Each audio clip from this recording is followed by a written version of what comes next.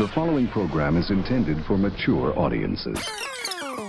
Football fans, the time is now. Give me a hell yeah!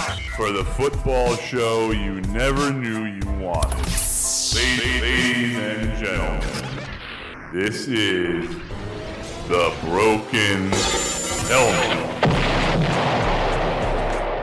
And coming to you live on tape on this Wednesday, December 17th, 2025. It is the NFL show you haven't never heard of before. It is the Broken Helmet. And here behind the wheel, it is Rich Eggy. On the other side of the metaphoric glass is Chris Eggy down there in Florida. And to get in touch with the show, you can reach us at brokenhelmetshow@gmail.com or on X at Broken Helmet Pod. That's it. That's the handle. It's at Broken Helmet Pod. I pause because I thought there was more. There's not anything more. That's what it is. It's at Broken Helmet Pod. And there you go. Chris, so we are lined up here at week 16 as the Chiefs are now out of the playoff picture for the first time in, 10 years? I think it was. 8 years? I can't see your hands because they're like, you're kind of hiding them off screen. There you go. All right, so 8. So I'm wrong. I could read all the fingers there. You got plenty of digits up, and they equal 8. So the first time that the Chiefs are out in 8 years, I'm on X, and I see the Bomani Jones thread on X. Bomani Jones, ESPNer. Tell me whether or not you can fill in the gap, the blank, that is. The Kansas City Chiefs have never been as good since they got rid of blank. And I don't have the dating game, so I'm going to play the pressure luck board again.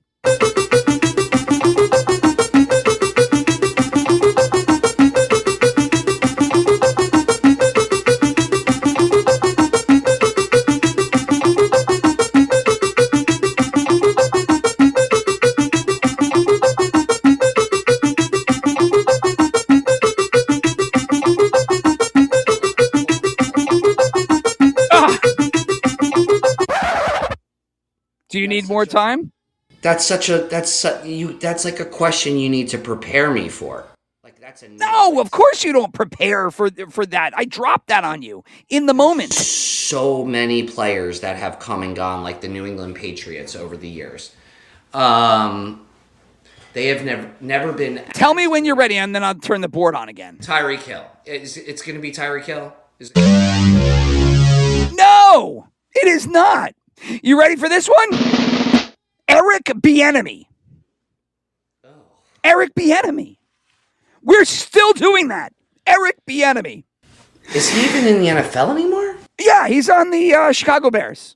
I think he's Chicago Bears running backs coach or maybe running back or running game coordinator or something. I don't even know. Why? Because he failed as a head coach and. I mean, here's a guy, if you remember the Eric Bieniemy story, because I mean, it's been how long now? Is that he was underneath what do you call it? Andy Reid. And everybody said, oh, he's going to be the next great coach because the offense is, phenomenal. And then cooler heads prevailed and said, no, the offense is Andy Reid's. Bieniemy is just there. And after everybody pounded the table, and then, of course, it went down a race angle that we won't get into here, he then went on and never caught on anywhere. Never caught on anywhere. Not once. Not once. Yeah. Not in college, not in the pros. Never caught on. There were, I want to say back in the day, I did read, not a blackball thing, but like how people were just like, oh no. And something about, I don't know, charges against him at some point, whatever the fuck it was. But here it is, now he's the reason the Chiefs haven't been as good as they were in the beginning years. If he was that good, he'd have a job. He'd be working. That's a stupid trivia question. He would be working. There's no way, again, whether it's quarterbacks or coaches, linemen, talent in the NFL is not lost. It's not missed. It just isn't. There isn't a Hall of Fame quarterback that just simply was overlooked and missed out on their Hall of Fame run because they never got a shot. It just doesn't happen. You're cracking my balls, man. No, I am not. I'm 100% serious. 100% serious. I think, what was last year, 2 years ago? 2 years ago they won, right? 2 years ago they won. 2 years ago, Kansas City? Yeah. Kansas City has had plenty of success since Bieniemy left. They had that one season, right, where they went nuts. When it was 50 touchdowns or something like that, and and they never repeated that again ever, because it was just kind of a flash in the pan type deal. But they've had plenty of success since without Eric Bieniemy. They've had a ton of success. They have not had success since the past 2 years. I think last year they were lucky. 2 years ago they were lucky. Last year they were really lucky. This year it finally caught up to them. Well, I mean, it's a 10-year run. I mean, the NFL runs are usually, going back to, you want to go back to the 70s, 80s. I mean, you're looking at 4 to 6 years, right? You never get 10 years anyway. It's just this whole Tom Brady, Bill Belichick, New England thing screwed up everybody's reality and their memories, thinking that, oh, yeah, this happens all the time. No, it doesn't happen all the time. This Chiefs run is pretty historic. Yeah, that was 20 years of just amazingness. In and out. I mean, they did have down moments, Yeah, but even Peyton Manning didn't have success like that. No, Peyton Manning didn't have anything close to that. He was great in the regular season and lost continually in the postseason, right? Had that one run with the Colts and then the one run with the Broncos. Well, I guess two. They got demolished in the one, and then they won the second one. I would say,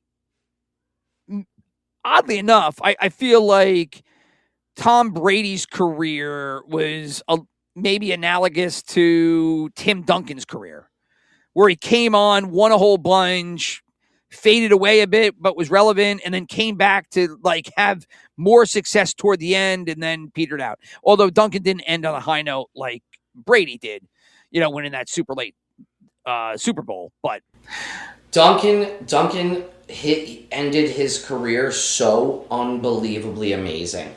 He just crushed.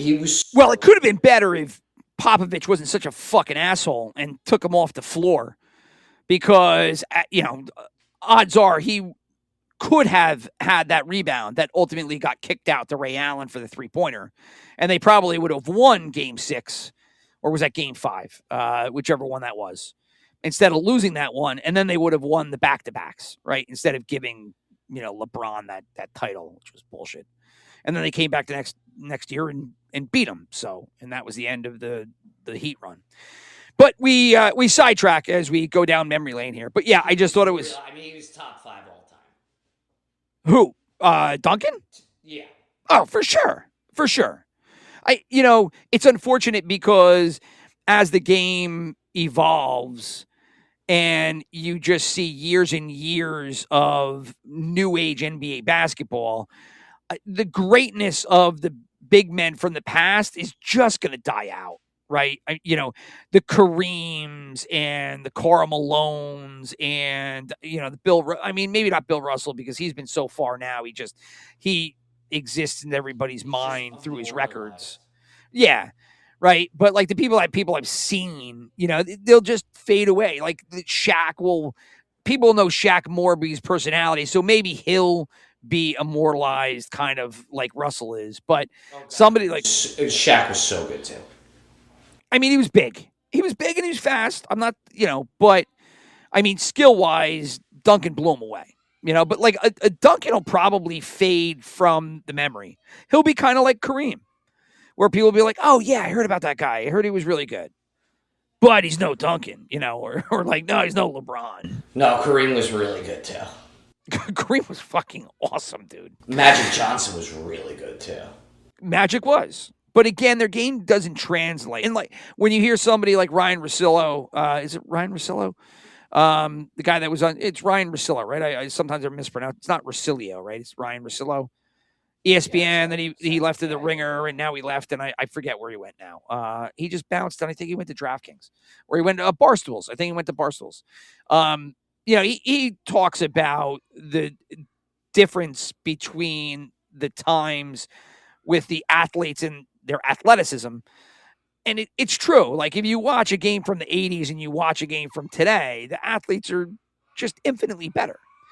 But my counter argument to that argument has always been, yeah, well, if Magic Johnson and Jordan and Dominique Wilkins and, I don't know, insert the old Isaiah Thomas existed today, their weight training and their diets would be so much different. So you don't even know what those guys would be like. Yeah, I mean, generationally speaking, you're talking about people that have been raised and built a specific way throughout the years with all this technology and advancement, and it was totally different. Totally different. We talk about football and we talk about Vic once in a while, and how Vic was just kind of a victim of the times. If Vic existed in today's NFL, I think he would be insane. And then you could say the same about the NBA with players such as, I referred to him before, but Stephon Marbury, who could shoot the three like a monster.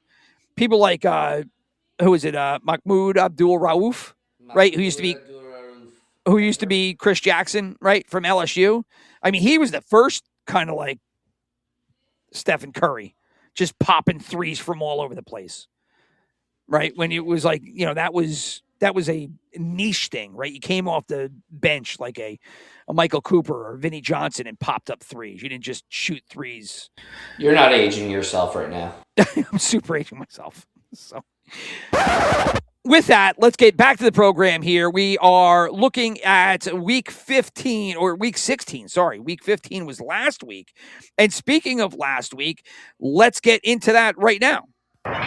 First down. And so with first down, we look back at the week that was, which was not great for either of us. We both had one gambling win, but it was not enough to overtake our wagers. However, looking back at how we did just statistically, I was 9-6, you were 8-7. As for our super contest picks, you were 4-1, I was 3-2. We both lost our best bets. The sharps were 7-7, the tickets were 6-9, and the money pool was 7-9. The other stats, the favorites won 9-7, but of those dogs, 6 of those 7 won outright. So there you go. Again, if you're betting dogs, you might as well bet money line or alt spreads, because you could make a little bit of cash that way. And then the teases were all what you would expect, all in that 70 plus range. And there was no real trends anywhere else. There was 6 halftime leads lost. You want me to put you on the clock? I'll put you on the clock. You should get 2 automatically. So let's see if you can get 3. New England. Good.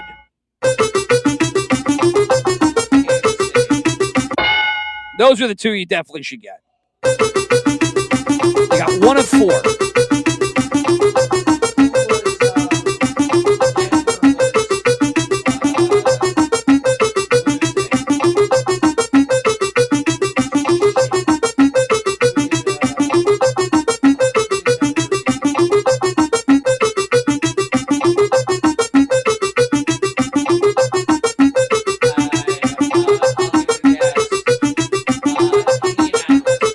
Indianapolis. Hey, congratulations. Yes, the Indianapolis Colts were beating Seattle. And the other teams were the Green Bay Packers, had their halftime. That was the game. Had their halftime lead lost to your grasping at straws there, Broncos. The Detroit Lions were up at halftime to the Rams and ended up losing that. And the third team, which was probably one of the crazier games of last week, because it Not took. Atlanta. No, they were up. I don't have them marked down. I'm pretty sure that they were up or it was tied at halftime. Regardless, but it was in the same division, the NFC South, as Carolina was up on New Orleans, only to turn around and lose that game. And as for we've been talking about it in the recent past about spreads that mattered as opposed to games that were just, if you picked the winner, you were good. And of the 16 games last week, there were really 4 spreads that mattered. Bills, Pats, San Fran, Tennessee, oddly enough, Rams, Detroit, and then New Orleans, Carolina, the game that we just mentioned. So that was the week we had. And like I said, it wasn't great for us in the gambling space. And as we bring up the results from last week, you can see that here. We both went in. I put down 622. I pulled back 231. You put down 1250, pulled back 465. So you are still ahead of the game right now as you are positive for the year. But you have you've gone up, you have come back down to almost even, where I have just basically kerplunked into this minus 40, minus 50 range. And I've stayed there weeks on end, even though I had a couple of weeks where it was like I saw a big shot into the arm and I thought things were going well. I thought I gave myself some steroids and it didn't happen. It just went right into the toilet. So I don't know what such fucking shit. It's been 3, maybe 4 consecutive weeks of just brutality. I am in so much pain right now. That's you, buddy. That's you. Every weekend. It is what it's and every loss is a one leg loss. It's like 2 out of 3, 3 out of 4. Those are the worst. But it's clockwork. It's every week, and we've been doing this forever. I understand that the parlays and the multi-leg. Well, if you're dealing with prediction markets, the combos, right? They're not parlays; they're combos. If you're trading combos, that the legs of the combo, they call it legs of a combo. The legs of a combo are what do you in, right? You bet them straight up and you hit 2 or 3, you're good. But if you connect them all and you miss one of 3, then you're screwed. So last week I was the same one. Mine was my best bets. My best bets have done me in this year. My best bet again was New England. And when New England was up 21-3 at half, or it was 21-3 or 21-7? 21-3, right? 21-7. When they were up 21-7, I was like, this is, surefire. And when it was 21-0, I thought it was over. Oh my God. I can't, Vrabel. I don't know what happened in that. Well, I don't know if it was as much Vrabel as it just was Josh Allen just fucking, went ballistic in that second half. But still, New England at home with that lead, you should be able to do something, right? But look. Couldn't stop anything.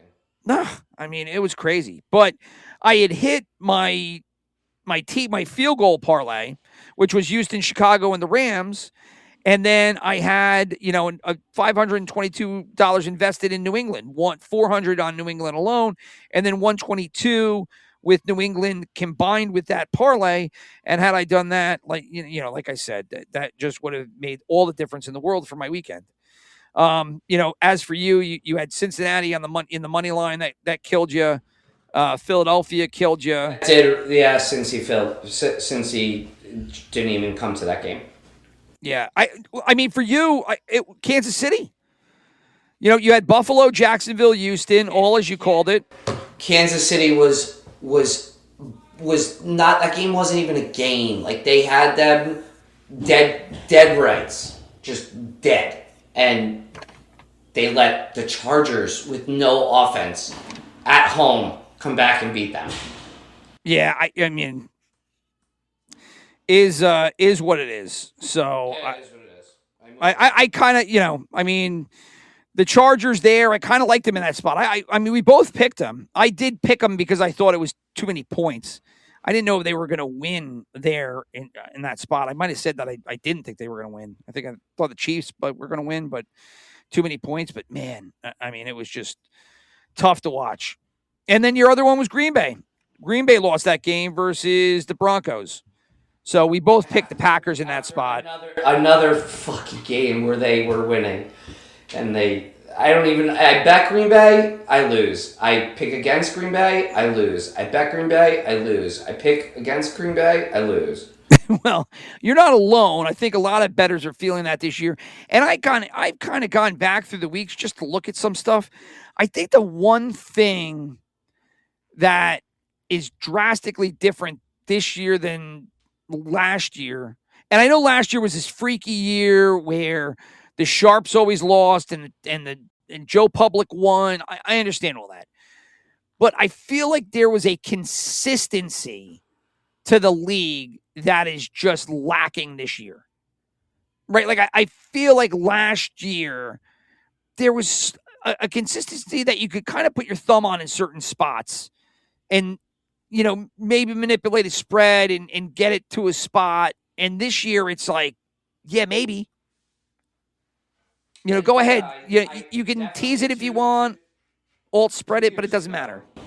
3 years ago, I agree with that. 2 years ago, I agree with that. Last year, I kind of agree with that. I think you're right. I think you're right because I don't think there's too much. There's definitely no consistency for me, at least from what I see. I tend to develop some sort of strategy where I start relying on teams by like the middle of the season, and I try and ride the alt spreads off of those developed consistent performers. And the past couple weeks it's bit me in the ass, and usually year after year after year since I started doing alt spreads, I could find that consistency with those teams, and I haven't been able to the past 4 weeks. I don't know if it's injury, I don't know if it's just performance, I don't know if it's that everybody is just that even across the board. Maybe it's the matchups. I don't know. Just recently I haven't been able to find it, and I think that's a pretty solid statement. I just feel like I have a read, and all of a sudden my eyes light up because I'm like, let's rock! Let's go. And then before you know it, it's just, the whole thing just breaks down. Seahawks last week. Right, 13 and a half. I brought it down. On my Hard Rock app, I brought it down to 6.5, and I was like, this is a fucking lock. Phillip Rivers, and if you watch that game, Rivers can't throw. He can throw 5 yards in front of him, and that's it. Why I don't understand why they even brought him in. Yeah, I heard so many different takes on it. I understood it. You were looking at Steichen. You're like, look, we've got a small window here of 2 games. We've got to get 1 of 2, if not 2 of 2. The rookie just doesn't understand what he's looking at in terms of defense. And we just need somebody to drive the ship and check us into whatever play we need to do. And Rivers understands the offense. He's seen the defenses before. He knows what to do. There's no other quarterback out there that's familiar with the offense, that has the experience, that we feel comfortable putting in here. Like when people did the Kaepernick thing, I can't do it anymore. It's just so the guy hasn't played since 2016. Just stop already with fucking Colin Kaepernick. He wasn't good at the end. He was going to play. Oh, as soon as they picked Rivers, I think Cam Newton had a beef about it because he said nobody called him. People started talking about Colin Kaepernick again because that always seems to be the fallback. And it's like, look, these guys aren't good. Like, Cam, come on, dude. Like, you were garbage at the end of your career, and you were not known for reading an offense or running an offense or reading a defense. Like, your whole game was being athletic, right? It was, it was making something happen, when the play broke down. That's not what Steichen wanted. Steichen wanted somebody to come in and run the plays as he had them designed, check into this, check into that, and we're going to run, Taylor 80 million times. So, I understood what he did, but, like, if you ever go down in that game, you're fucked. Give the Colts credit. They kept it, so close all game long. It's just such a garbage way to play football. But I mean, look, they almost won. So who am I to say, right? I mean, Yeah, I mean, to each their own. I don't think I would have hired Philip Rivers. He's great. Don't get me wrong. I get it. Sure. I don't think, did Kaepernick ever play after the whole kneeling thing ever? no, that was it. That was it. Sayonara. Thank you for your service. We wish you the best with your future endeavors. So that's another reason that every time I see it, I it's like, who's the guy that was on First Take with Stephen A. Smith forever before Max Kellerman, the guy that helped revitalize what? Before Max Kellerman? Oh, yeah, like the guy that helped Stephen A. Smith revitalize his career and bring him up out of the ashes. Skip Bayless, right? So when the Chargers, Skip was on that show first. Yeah, dude, that was Skip and Stephen A. Smith. That's what made Stephen A. Stephen A. was tossed to the side. But where did Skip Bayless go? He left. He went to. I'm gonna fuck this up. He went to Fox, and went to go do his own show, and then, he did it forever. Then he brought on Club Shay Shay, fucking what's his name? The tight end. Sharp? Yes, Shannon Sharp. Club Shay Shay, right? He brought Shannon Sharp on, and then the two of them tried to kind of do the whole Stephen A. Smith First Take thing. And then remember they got into all kinds of fights and everything. And I think Sharp got pissed off because he said some of it was racial and shit. And then Bayless eventually, he bowed out and he took off. And I think he does his own podcast or some shit like that. But he was on the internet. I don't know. It popped up on my X feed for the, the For You tab where you just see stuff that they think might be for you. And he popped up talking about Trey Lance. And I almost lost my mind because I was like, Trey Lance? We're fucking talking about Trey Lance. This was 2 weeks ago when Herbert had the busted up hand and he wasn't playing great. And Trey Lance is poor guy. I mean, he got paid millions of dollars. Dude, his existence on this earth is just to give worthless broadcasters the ability to argue about the backup quarterback. Can you believe what would happen if they put him in? They would have been such a better, midway through the game. He's playing terrible. They should try Trey Lance. Trey Lance. Trey Lance has done nothing his entire career. Ever. Fucking ever. And the best part is, Trey Lance has been in the league 5 years and the kid's still 19 years old. This can't be happening. It is. It still is. I remember who he was playing for San Francisco, I think. And it was when Garoppolo was the quarterback. And I forget if they won or lost the game. I was at the OL watching the game. And I remember I was just on my Twitter at the time feed, and people were just like, can you imagine what Trey Lance would do in here? Can you know what Trey Lance would do in here? Oh, that was the first game of the year when Trey Lance looked like a super...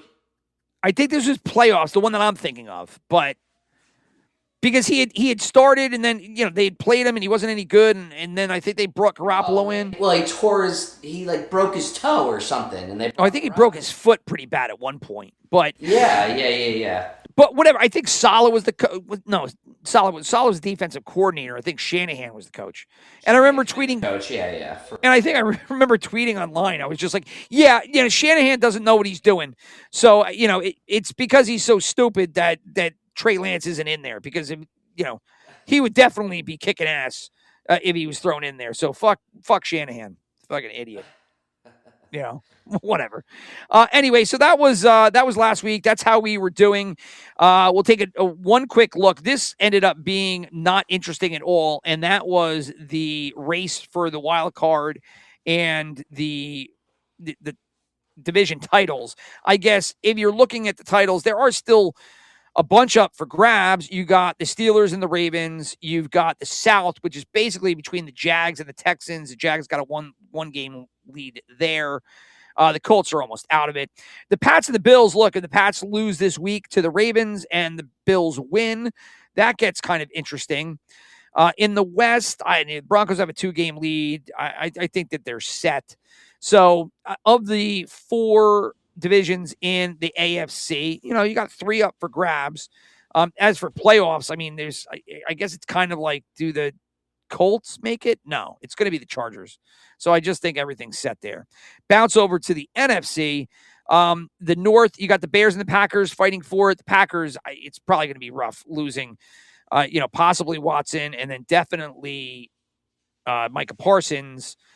The Lions are 2 games out. The Lions need a lot of things to go right for them, but you don't know what's going on with the Bears and Packers. I got to lean toward the Bears right now.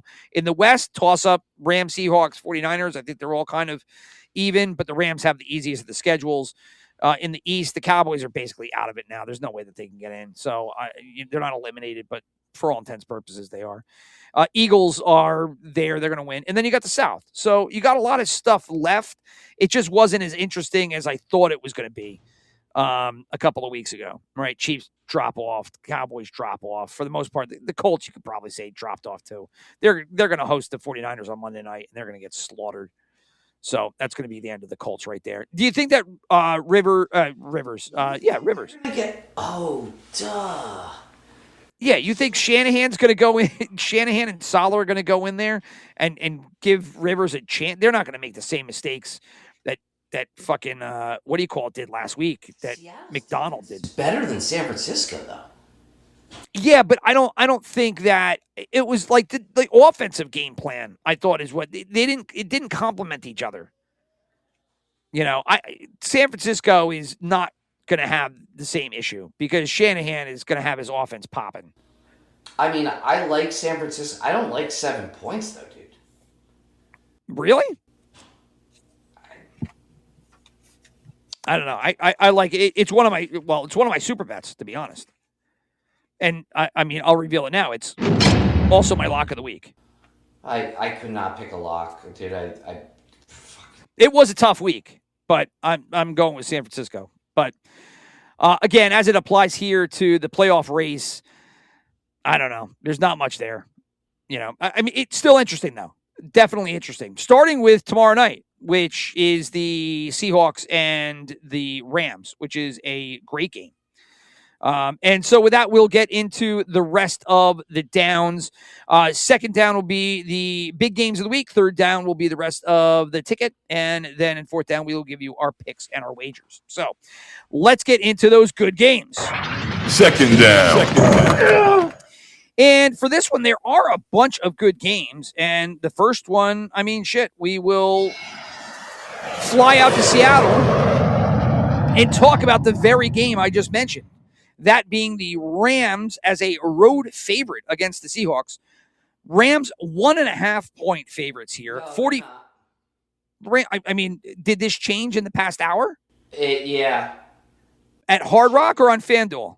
It changed on DraftKings. It changed from 5:30 till 6:30. It went from 1.5 one way to 1.5 the other way. I'm assuming it's because Josh Jacobs was listed as not Josh Jacobs. Devontae Adams was listed as doubtful. Yeah, but I mean, you kind of knew that. As I look now, you are right. It is now 1.5. So that must have changed. Right now, it's about 8:00 Eastern Standard Time. So that must have changed here in the past hour or two from when I pulled the stats. And any stats that I mention here, gambling stats, are stats via the Action Network app, and all the lines are via FanDuel, as I just mentioned.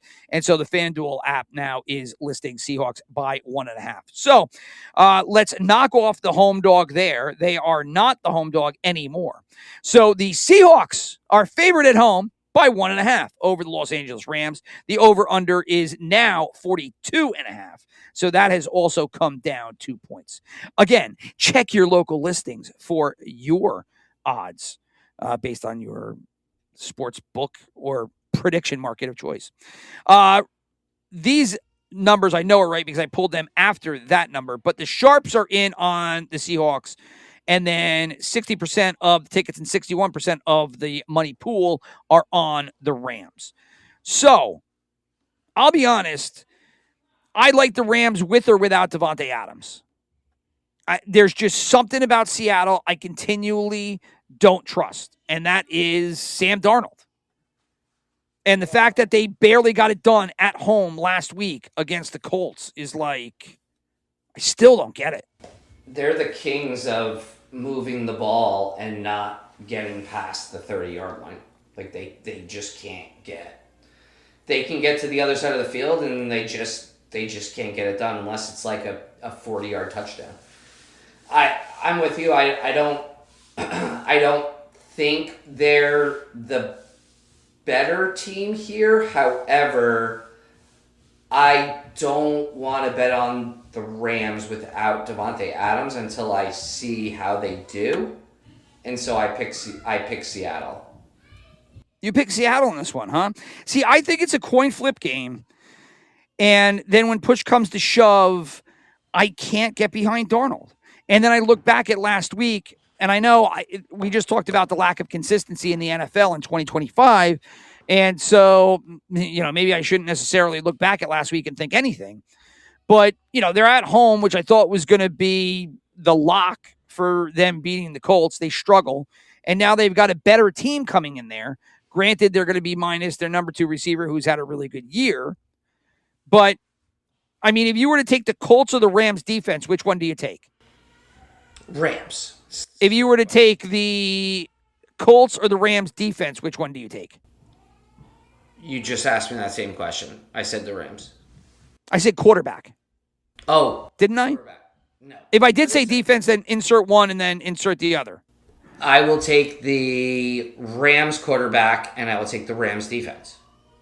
Okay. So I'm of the same ilk. So with those, how am I going to go with Seattle here? Right? I can't really lean into, the fact that they're home. I didn't matter last week. I lean on their defense. Their defense has been... Defense is good. Yeah, they're like... fantasy speaking, they're number 1, mainly because of the turnovers and because their competition hasn't been nearly as good. I love the Rams. I think the Rams are probably one of the top 3 teams in the NFL when they're fully healthy. I really don't know what that team's going to look like without Davante Adams. I'm genuinely concerned. That dude is just a threat everywhere he goes on the field, and he takes coverage with him, and that helps the rest of what McVay does. Maybe they can... Yeah, but he's got different things now, too, right? Like, Parkinson's come along. Quorum's come along a little bit. He's got other tools in the toolbox, right? Maybe he can run... Maybe he can run it with Quorum and Kyron, but... shit, that's going to be a crazy game. It's going to be a really good game. People are talking about, how he's using 2 tight ends, and, now you got two tailbacks to utilize. I agree with you. Coin flip game, and I do like the Seahawks defense, but I'm going to end up going with the Rams here, even though that they're on the road. And I like them even more now that I know that they are a dog. So game 2, and there are a bunch of good games this week, but game 2 will be a Saturday night game, as there are 2 Saturday games this week, this being the second of the 2, that being the Packers on the road against the Bears. Now, keep me honest here. I have the Packers at -1.5. If you've looked at the books after I have, this is a game that... That flipped too, then. I have the Packers favored by 1.5. They're not. Well, I'm pulling up the FanDuel app, and the FanDuel has Packers still favored at 1.5. So again, check your local listings. Packers favored by 1.5. 46.5 is the over/under. The sharps are going to be in on the Packers. The 65% of the tickets and 64% of the money pool in on Chicago. So, yeah. This is another one that flipped from 5 o'clock till 7 o'clock because this is the Josh Jacobs one I was talking about because he did not practice. Right. Well, Chris is looking at Hard Rock. I'm looking at FanDuel. I have DraftKings. I haven't looked at it. BetMGM, prediction markets, whatever it might be. Just look, DraftKings is 1.5 too. In favor of the Packers? No, the Bears. Oh, the Bears. Okay. So right now, if you're, doing arbitrage, you got one on one side and one on the other.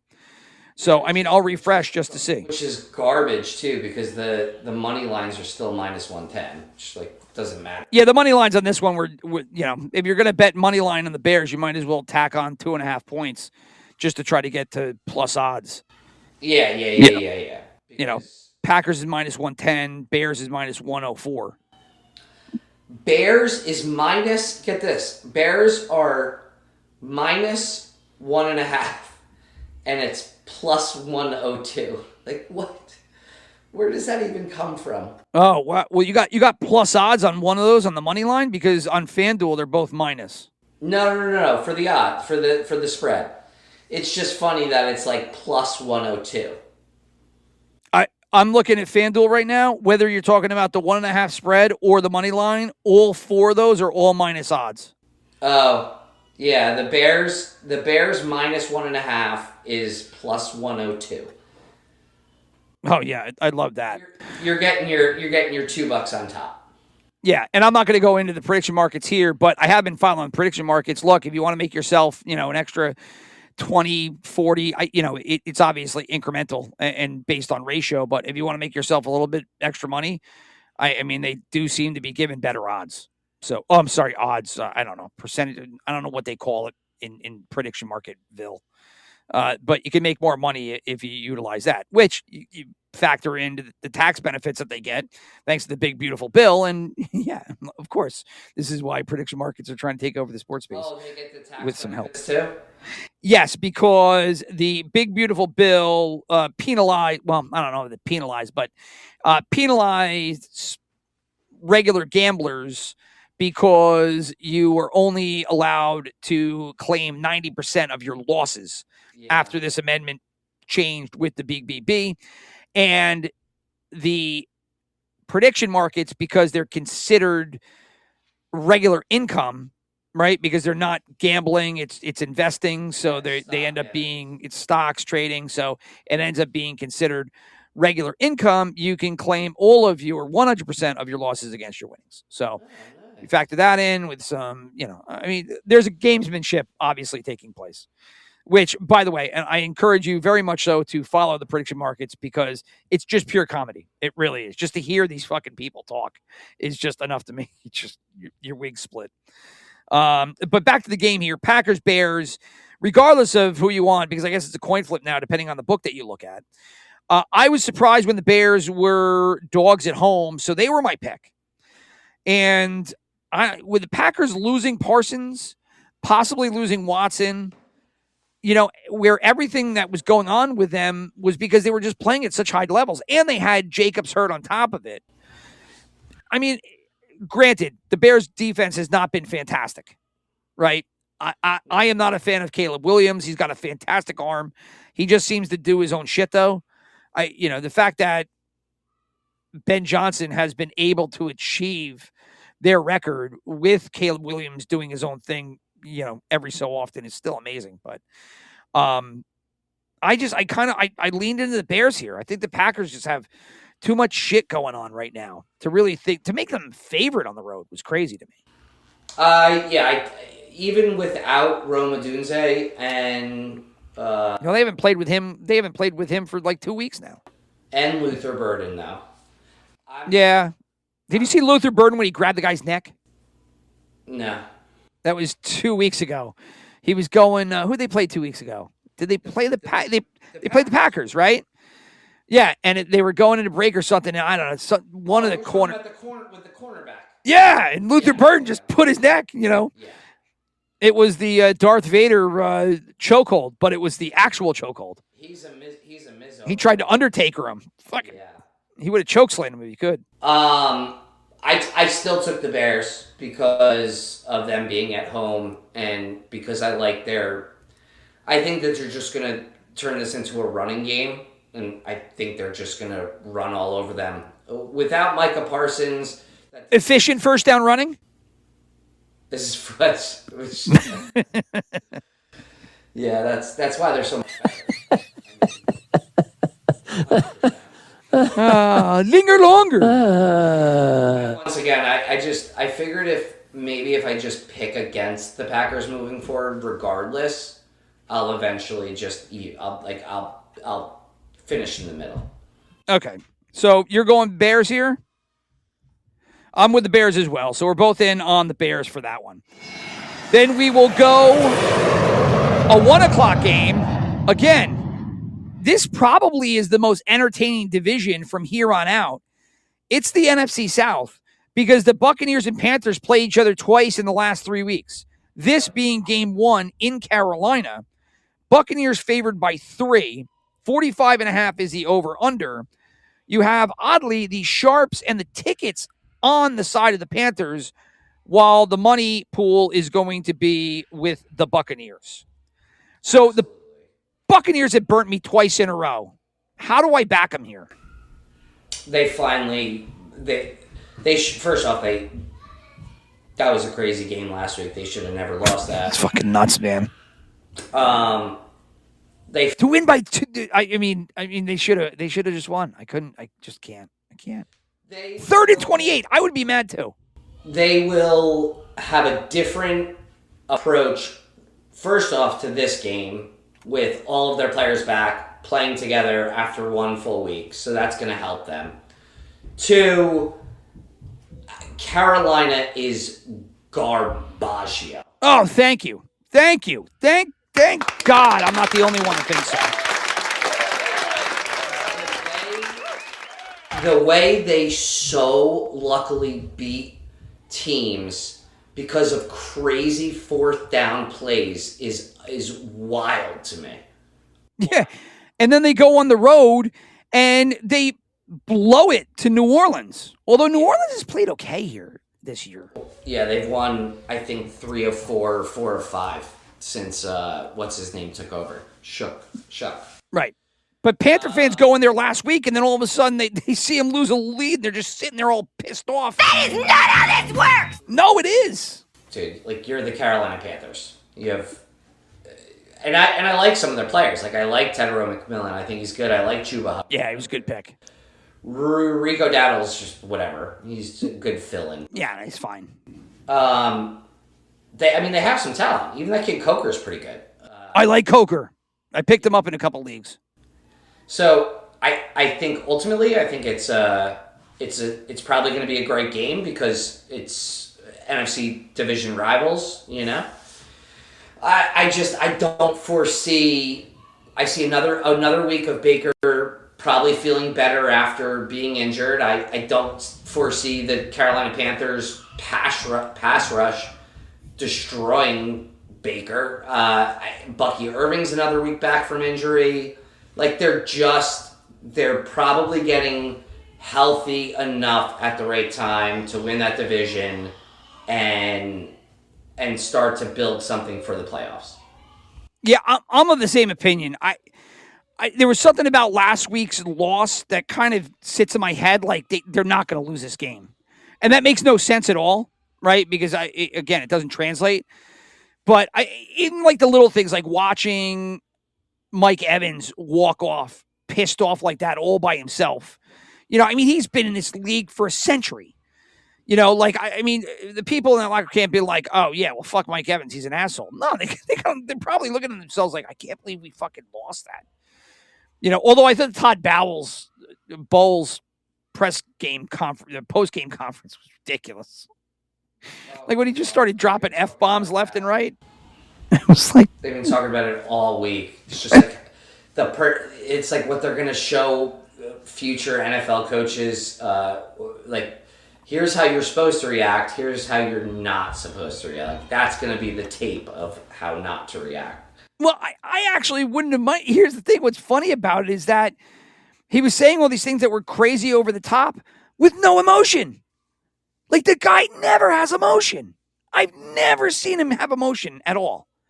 Like, if that guy imagine that guy had a kid, he must be in the delivery room been like, that's awesome. I'm so happy I'm a father. Okay. All right. Go team. So amazing.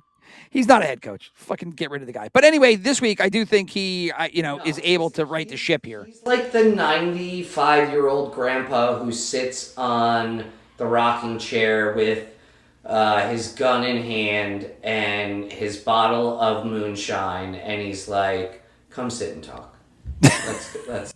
I guess maybe after watching him with the Jets and then watching him with the Buccaneers. I mean, with the exception of the really terrible coaches that you're just like, oh, get rid of him already. I cannot believe this guy has been a head coach in the NFL for this long. Well, they love the defensive-minded coaches. I guess. I don't know. It's just defense wins championships. He's never won anything. I mean, he was a thorough loser in New York. And then, I mean, he inherited, the Brady team. I mean, he's kept them alive. Luckily, they've had this resurgence of Baker Mayfield. But anyway, we're really drilling down on the Buccaneers and Todd Bowles here. Enough. I'm picking the Buccaneers. You're picking the Buccaneers, it sounds like, as well? Yep. All right. And then for the last of these big games, we'll go to the Sunday night football game, because this one is a gem. And that is the Ravens hosting the Patriots. Patriots coming off that horrific loss last week at home are now going to go on the road against the Ravens, who are fighting for their lives and see a glimmer of hope here, as the Lions will be taking on the Steelers in Detroit. So if the Ravens can get one here against the Patriots, they're right back at the top. And so they are currently 2.5-point favorites at home. 47.5 is the over-under. Sharps in on the Ravens, while a lot of tickets and a lot of money are in on the Pats. So, I don't know. Like, I'm so surprised that Pats lost last week, and I haven't been impressed with the Ravens in this past little stretch here. Like, my gut is like Patriots all day. But then I'm kind of like, I don't know. I feel I'm selling the Ravens short, but the Ravens haven't shown me anything. I switched this. This is one of the games I had marked as Baltimore. And then I looked back at it a second time. I did my review, and I'm looking at it, and I'm like, why the fuck am I picking Lamar Jackson, who has been awful? Terrible. Terrible. My thing... If New England ends that game last week and they win by 10 points over Buffalo, nobody questions this game, and New England's probably a favorite. 3.5 probably. Yes. Right? Like probably 3. It's probably not even 2.5. It's probably like 3.5. And they blew that game as bad as anybody has blown a game all year. And all year, probably in the past couple years. I don't remember too many games that were 21-0.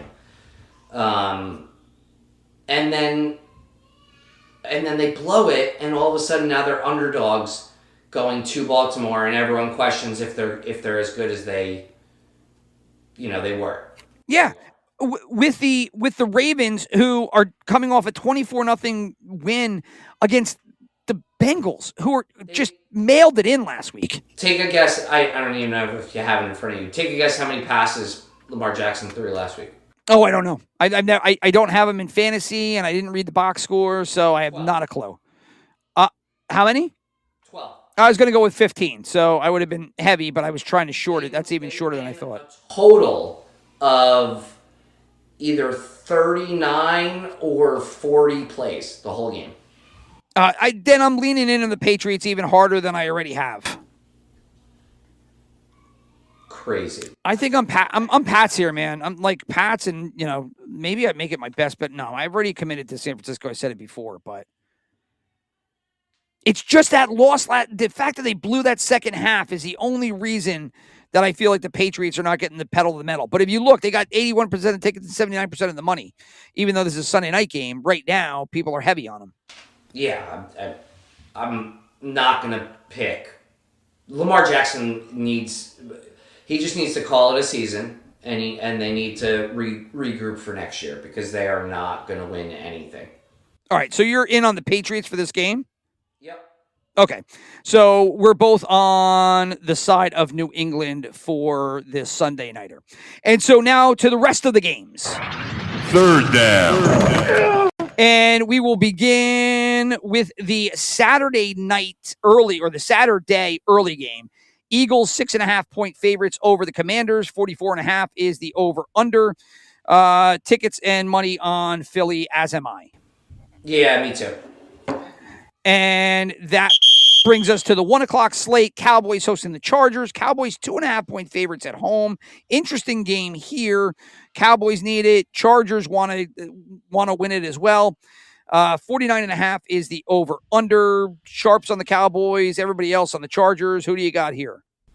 Chargers. I got the Chargers as well. So we are in line with each other. I'm not going to pick against them anymore. I'm done. Yeah, you're finished there? Yeah. Okay. Well, the next game will be in East Rutherford. The Giants home dogs by 2.5 to the Minnesota Vikings. This game, a nothing game. None of these teams are playing for anything. 43.5 is the over/under. Sharps in on the Giants. Everybody else in on the Vikings. I was going to go with the Giants, and then I said to myself, what are you doing? Even though it's J.J. McCarthy, the Giants are just terrible. Give me the Vikings. Yep, I'm all about the Vikings. So now your favorite AFC team outside of probably your favorite team in the AFC, even though you're a Raider fan, the Buffalo Bills. You always love yourself some Bills and Josh Allen and everything about them. Well, they're 10.5-point favorites here against Cleveland. 42.5 is the over/under.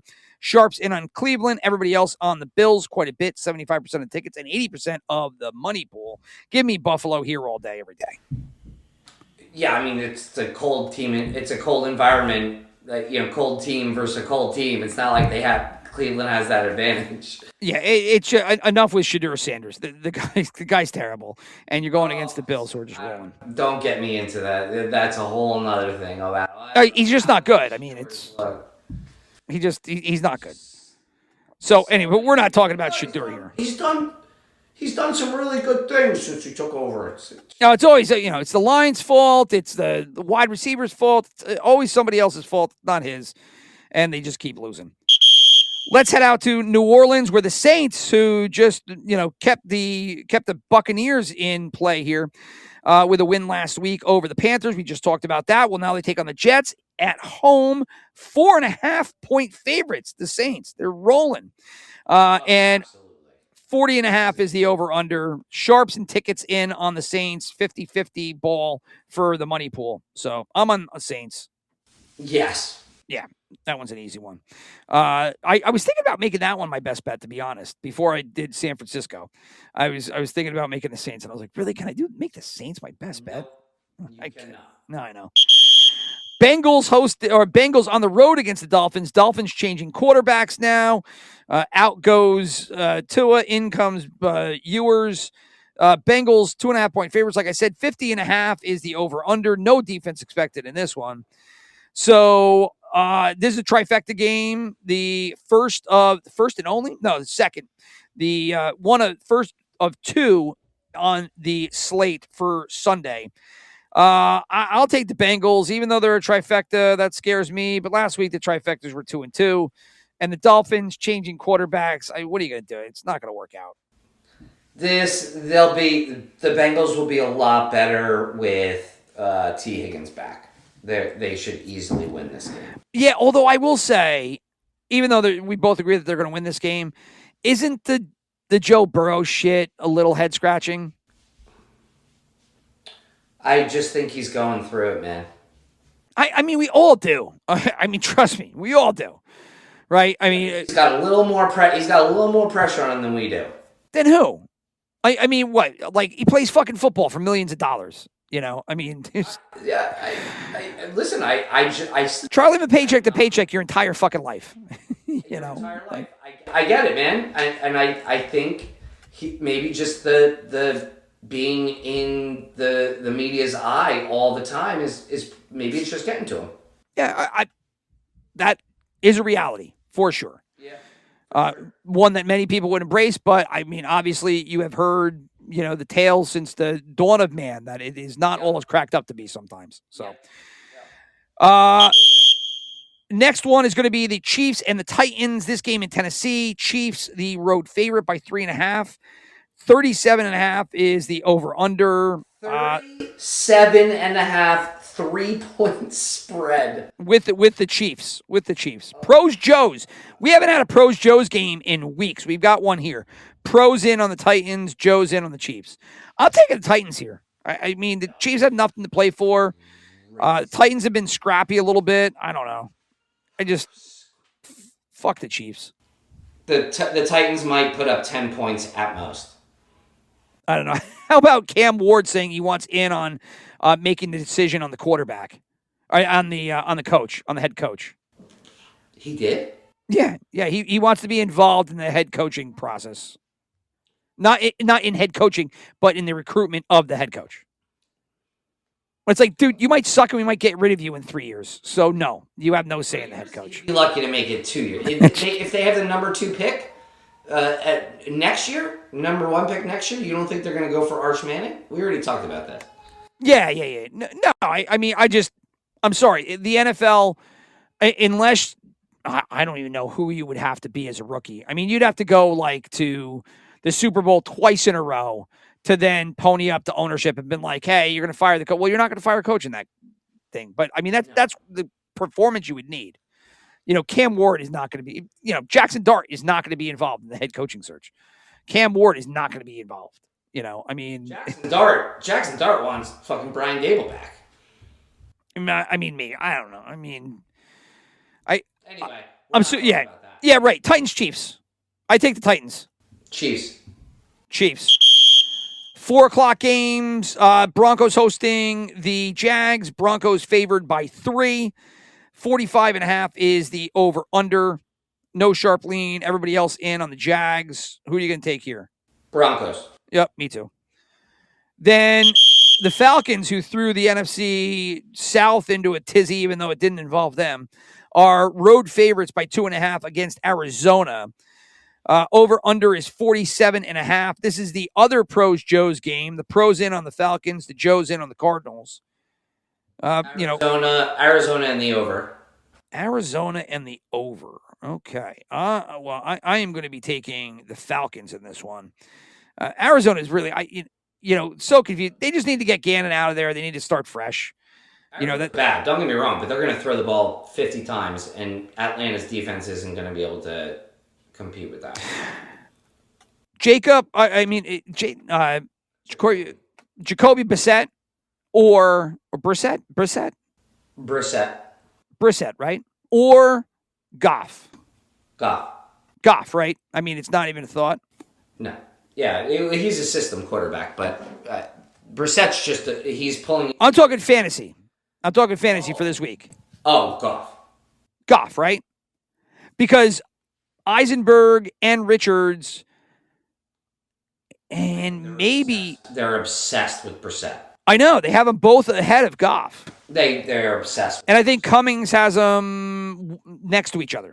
Because they have a different scoring system. They base their rankings off their personal scoring systems that they like to use. I mean, Brissett's been great. I mean, he's 20-plus every week. Yeah. But you're not going for that in the fantasy playoffs. You're not going for just a standard, I'm going to go with the guy who's going to get 20 points. No, if you're down a quarterback, you're going to go with the guy who can possibly score 30, 35, 40. Yeah, Goff has a possibility of lighting it up this week, I think. I know Steelers defense is okay and all that kind of shit, but, on back to the games. Speaking of Jared Goff, Lions-Steelers, this game in Detroit. Lions favored by 6.5. It's a lot of points. 51.5 is the over-under. No sharp lean. Everybody else in on the light Lions, but just slightly. Lions, me too. I like the Lions in this one. And then the final 4:00 slate, Texans hosting your Raiders. Texans by 14.5, 37.5 is the over-under. Trifecta game, everybody in on the Texans. Give me the Texans as well. Yep. Texans, good defense to own in the fantasy playoffs for this week. Very good. And that leaves one final game, and that is the Monday Night Football game, which, as I mentioned before, is my lock of the week. So we already know that I'm picking the 49ers, but they are 6.5-point favorite against the Colts. The over-under is 46.5. The Sharps are going to come in on the Colts while everybody else is on the 49ers, but it's a Monday night game, so these numbers would change crazy by the time it's kickoff, but there's 80% of the money pool in on the 49ers right now. Like I said, 49ers are my pick, and it's my lock of the week. I'll take the Colts with the points, not the game. Taking the Colts and the points. All righty then. So then it comes down to our picks and wagers. 4th down. And just before we get into this here, looking at, I think there's a lot of great teaser legs here this week. Eagles, you could bring them down to basically a pick 'em. I think you could do the Lions, the 49ers, the same deal.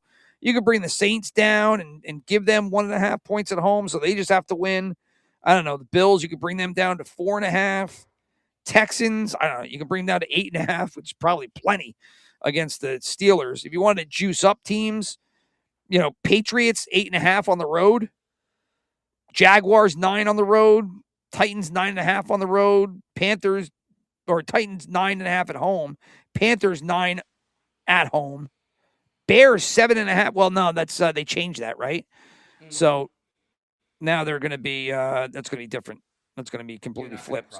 They're going to be 4.5. No. So that would be the Packers. Although Packers and juice them up to 7.5. So those are some of the teaser legs just as we start to think about wagers, because I'll tease you. I have a teaser coming. But I will start my best bet. Like I said, San Francisco. Survivor, you didn't give me one last week, so I don't know who you picked. I was victorious again as I picked Philadelphia. You picked Jacksonville, who won, so you continued on. I am going to go with New Orleans as my survivor here. So best bet San Fran in the 6.5. Survivor, New Orleans. My super contest picks give me Philadelphia in the 6.5. Give me Chicago. Well, Chicago I had at 1.5. Give me Chicago anyway, minus the 1.5. I had it at plus 1.5. New Orleans in the 4.5. Detroit in that 6.5, and San Francisco in the 6.5. So I'm loving all these 6.5 point spreads, teases or straight up. So who do you got? For my best bet, I did Tampa Bay. Okay, that was minus the 3. Yep. My survivor, I picked Houston. Oh, you hadn't used Houston yet. I wanted you Houston, but I used them earlier. My super picks, I picked Philly, Cincy, KC, Atlanta, and Detroit. Oh, we both have Detroit. Not Atlanta. I'm sorry. Arizona. Okay, so we both have Philadelphia and Detroit. We differ elsewhere. Yep. Oh wait, that was it. Yep. Into my straight bets. You want me to go first, or are you gonna go? Yeah, you can go. It doesn't matter. I'm committed. So I mean, unless you're really interested in my losing bets, no, you can go ahead. I did a straight bet with Tampa Bay, but I took off a hook, so it's minus 2.5. Sure. And I did 250 to win 440. Okay. I got a money line parlay of Philly and New England, and that's going to be 250 to win 780. And then I got really? What? 250 to win, just because New England is dogs, huh? Yeah. Okay. Then I got 3 alt line parlays. My first one's going to be Seattle plus 7.5. You said plus 7.5? Yeah, I crossed the line on that one. Okay. Green Bay plus 7.5. Okay. Buffalo minus 2.5. And so this one I got to spend some money to make some money. I did 500 to win 935. Okay. Then I got a 4-teamer, 150 to win 1050, and that's going to be Chargers plus 7.5, KC minus 2.5, Cincy minus 2.5, and New Orleans money line. All right, so you're doing the Chargers on the road in Dallas, losing by a touchdown. Kansas City winning against Tennessee by a field goal. Cincinnati winning against the Dolphins by a field goal. And then the Saints money line. Mm-hmm. Wow. Okay. Yeah, no, I kind of like the Chargers. Kansas City, I mean, I picked against them, but I mean, I could see them winning whatever. Cincinnati, I like, and New Orleans, I like. All right, continue on. I do like that one. Get a lot of good odds on that one. Yeah, decent odds. My last one is going to be a 3-teamer, 250 to win 800, and that's going to be Broncos money line, Detroit Denver money. Denver money line, Detroit minus 2.5, and San Francisco minus 2.5. Oh, I mean, I like Denver. I like Denver to win, and then I like Detroit and San Francisco by more than their 2.5. So that's one I do really like. I love that one. Yeah, but you're not getting any money back. It's barely anything. $250 for, I mean, it's not 4 times your money, but it's 3 and change. Sure. Well, it's more like 2 and change, but yeah. Well, it's 3 and change. Once again, we're going back to... Oh, yeah, I got you. Yeah, okay. That's it. That's all my bets. Oh, that's it. Okay. Well, we'll kick it over to me. I've got one thing that I really like this week. And so, I mean, it's kind of ridiculous, but I'm putting a ton of money on it. I did a teaser. I did Philadelphia, Detroit, and San Francisco. Give me those spreads and then give me all their points. Give me the 6 points. So it's Philadelphia, Detroit, and San Francisco all by 1 point. Give me $1,000 to bring back 2,400. And then, I had like $231 to, flip to fuck around with just to make it even at 3,000. So I took these crazy money line parlays and I split it up. And this is what I did. I did Philadelphia, Buffalo, New Orleans, Detroit, Houston, and San Francisco. It's 6 teams, but it's a money line. So who cares? Philadelphia at home, Buffalo in their game, and I already forgot who they're playing. The Browns, the Saints at home versus the Jets, the Lions at home versus the Steelers. Steelers might fight, who knows? Houston versus the Raiders. San Francisco versus the Colts on the road. So give me 131 on those 6 teams, all just to win, to bring back 569. And then I said, all right, I like Chicago, and now I've got to check to see how this would impact it. But I had Chicago as the dog when I did this. So I took Chicago and added it in there. So that made it a 7-team parlay. And then I took 100 to pull back 852 there. Although now it's not going to be the same because it's going to be a little bit less because Chicago's now the favorite. So that's what I did. My teaser is what I really like the most. Again, Philly, Detroit, San Francisco, all teased down, 1,000 for 2,400. And then again, I did a 6 and a 7 team money line parlay with the other $231. And that's all she wrote. Or I could have just taken all, 12, 31 and put it all in that teaser, but I figured I'd screw around with it. And so sure enough, now I just got to see which one of these games fails. And I imagine it's probably going to be, it could be any one of them, Philadelphia, Detroit, or San Francisco, and that'll ruin all 3 of my bets. So as we wait here to see what ruins it per the usual. So, and with that said, we will punch out.